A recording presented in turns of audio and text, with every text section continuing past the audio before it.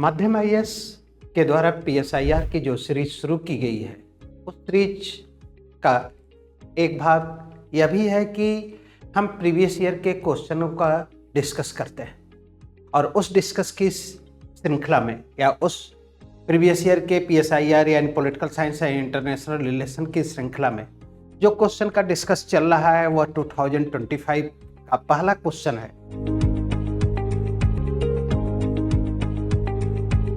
और इस पहले क्वेश्चन में आज फर्स्ट क्वेश्चन फर्स्ट ए, क्योंकि आप सभी लोगों को मालूम होगा कि मेंस के पेपर में दो पेपर होते हैं, फर्स्ट पेपर और सेकंड पेपर। फर्स्ट पेपर का फर्स्ट एंड 5 क्वेश्चन कंपलसरी होता है और उसके बाद 6 क्वेश्चन होते हैं जिसमें से किसी एक पार्ट से 3 क्वेश्चन और एक पार्ट से 2 क्वेश्चन यूज करने, यानी टोटल 5 क्वेश्चन आपको करने होते हैं। तो फर्स्ट क्वेश्चन कंपलसरी है और इस कंपलसरी क्वेश्चन में वर्ड लिमिट है 150 वर्ड्स का और उसमें पहला क्वेश्चन है philosophical approach of the political theory, यानी मीन्स राजनीति शास्त्र का दार्शनिक उपागम। जैसे मैंने आप लोगों से इस बात पर चर्चा की, क्वेश्चन का पैटर्न क्या होगा, क्वेश्चन की जो राइटिंग होगी या जो आपका आंसर होता है वह आंसर इस फेज पर बनाए जाते हैं। ये फेज आपका यानी फर्स्ट सेकंड, ये आपका इंट्रो पार्ट होता है और ये पार्ट आपका बॉडी पार्ट होता है जो आपका मेन जो एक्सप्लेन किया जाता है और थर्ड पार्ट कंक्लूजन है जो आपकी अपनी थिंकिंग है। ठीक, तो इंट्रो पार्ट में क्या क्या होना चाहिए इस क्वेश्चन में, यानी फिलॉसफिकल अप्रोच। तो हर सामाजिक विज्ञान को समझने के लिए प्रत्येक सामाजिक विज्ञान कोई न कोई अप्रोच को एडॉप्ट करता है। जैसे अगर प्रकृति या नेचुरल साइंस को समझने के लिए हम एक्सपेरिमेंट का सहारा लेते हैं, उसी प्रकार सोशल साइंस को समझने के लिए हम अध्ययन पद्धति या अप्रोचेज को एडॉप्ट करते हैं। तो दार्शनिक अप्रोच पॉलिटिकल साइंस का एक परंपरागत अप्रोच है, क्योंकि राजनीति विज्ञान में जो भी अध्ययन पद्धति अपनाई गई उस अध्ययन पद्धति को 2 भागों में बांटा गया, एक परंपरागत और दूसरा आधुनिक।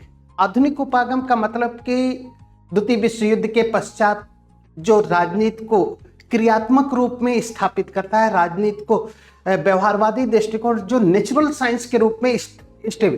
तो आपके इंट्रोडक्शन पार्ट में क्या क्या होना चाहिए, तो फर्स्ट है राजनीति के अध्ययन के लिए अनेक उपागम अपनाए गए।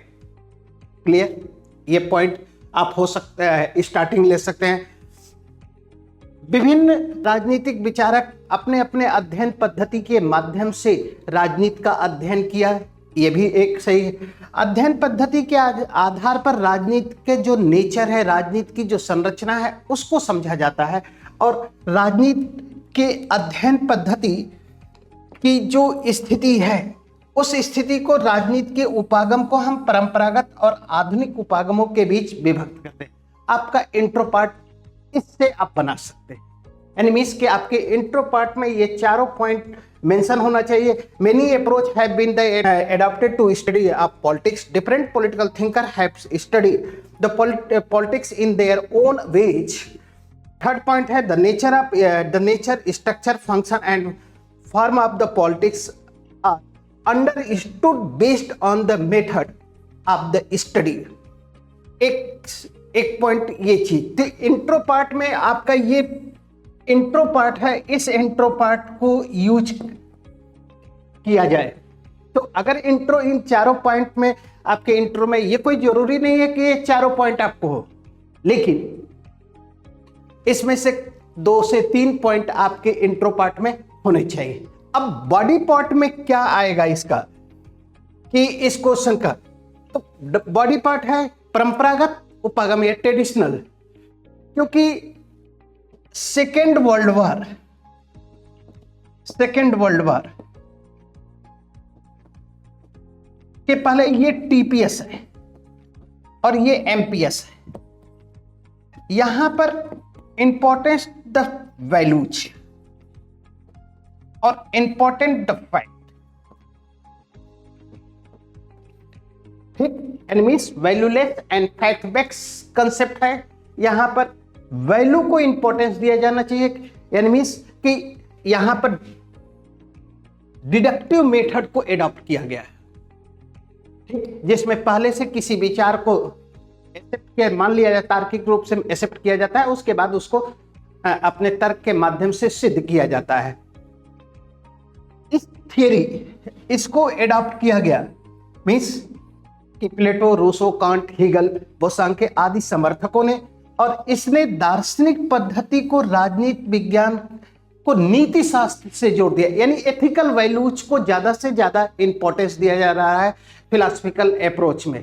तो फिलॉसफिकल अप्रोच में एथिकल वैल्यूज को ज्यादा से ज्यादा अगर इंपॉर्टेंस दिया जाता है तो इसका इंपॉर्टेंस कि मोरलिटी या मूल्यों को ज्यादा से ज्यादा महत्व दिया जाएगा। अब अगर प्लेटो ने दार्शनिक अप्रोच को एडॉप्ट किया, दार्शनिक अप्रोच के माध्यम से, तो अब प्लेटो कहता है कि वर्च्यू इज नॉलेज, सद्गुण ही ज्ञान है।